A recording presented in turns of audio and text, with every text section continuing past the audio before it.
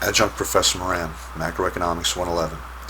Our new model, the aggregate demand, aggregate supply model, is an improvement over the previous model, aggregate expenditures. We're going to begin our discussion with aggregate demand. And an aggregate demand schedule shows the amount of real output buyers collectively want to purchase at each price level. It's a negative relationship between price level and aggregate demand. So, in our new model, we're going to have gross domestic product, real, on this axis. You have to put an R here now. In the old model, you didn't have to put the R here because real income was changing in accordance with what was happening to the price level. When output went above full employment, it was assumed that there was inflation, but income went up, and so real income was unchanged. It was assumed that when output went down, income would fall and prices would fall, keeping real income the same. But in this model, we're going to put price level on this axis. And it turns out the aggregate demand is going to have a negative relationship between real output and the price level. Now, aggregate demand is still made up of C, I, G, G, and XN. Consumer spending, business spending, government spending, and XN. That's the same as aggregate expenditures. C, I, G, and XN. Now, although they're the same thing, you need two different names for these, aggregate expenditures and aggregate demand. That's because here in this model, you're relating the buying decisions of C, I, G, XN, their buying of output, the making of output, to the buying of output. And so you're relating the decisions of these people to buy output compared to how much is made, GDP.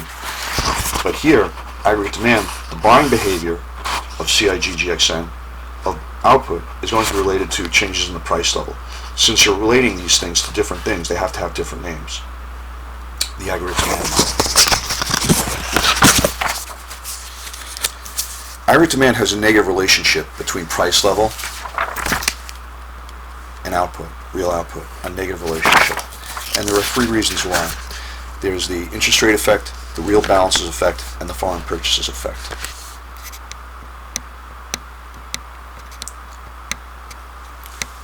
The interest rate effect says that to understand the interest rate, you have to understand that the quantity of money is going to be fixed. The Federal Reserve can change the quantity, but at one time, excluding that, we're going to assume the quantity of money is fixed. And so, at a low rate, at a high rate of GDP, let's assume the price level is low. If price level is low, it's going to imply interest rates are low. So here you can consider interest rates and price level to move the same direction. When price level is low, a large amount of output can be purchased.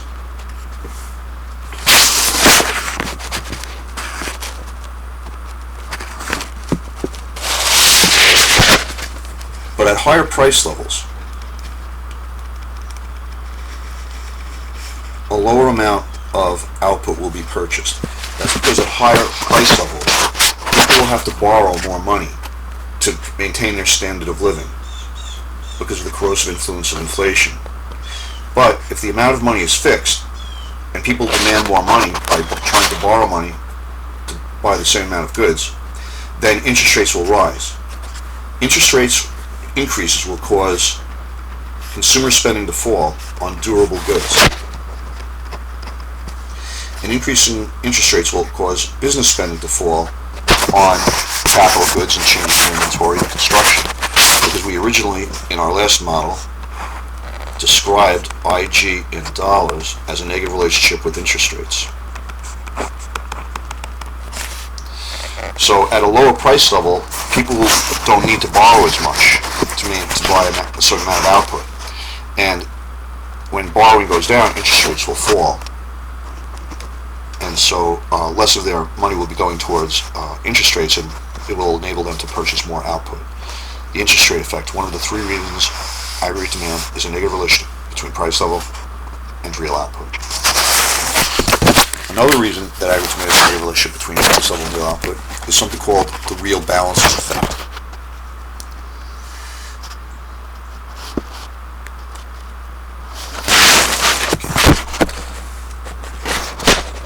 At a high rate of inflation, the real purchasing effect of your life savings is being eroded, and so you'll consume less out of current income and save more.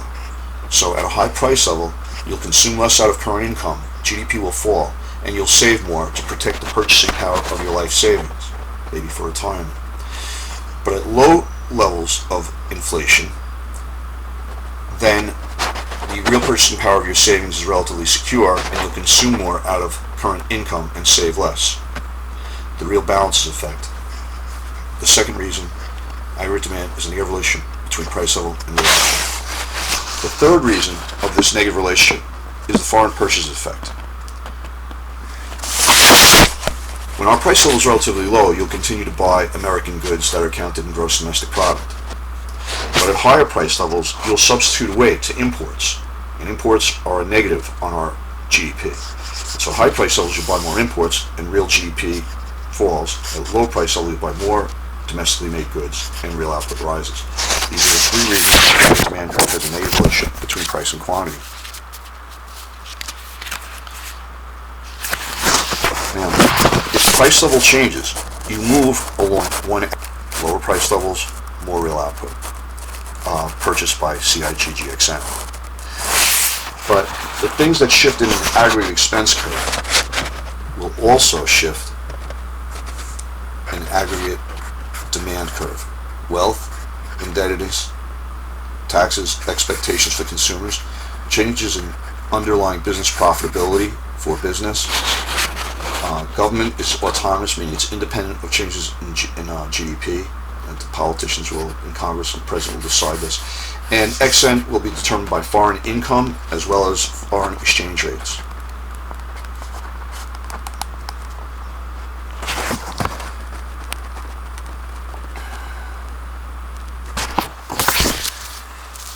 The wealth effect will shift consumption, and as a result aggregate expenditures, as well as an aggregate demand curve.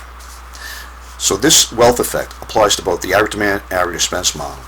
But the real balance effect that we just discussed does not apply to the aggregate expense curve. It only applies to the aggregate demand curve, because this was assumed to be constant. Real income was assumed to be constant. The purchasing power of the dollar was constant. And here, because of changes in the price level, independent of changes in income, you can have this negative relationship. So the real balance effect, don't get the real balance effect confused with the wealth effect. The wealth effect will shift both an aggregate expense and aggregate demand curve. The real balance effect explains the negative slope of an aggregate demand curve. It does not explain anything in the aggregate expense model. Wealth effect is shifter. Real balance effect, why an aggregate demand curve slopes downward. Wealth effect, both models. Real balance effect, only aggregate demand curve.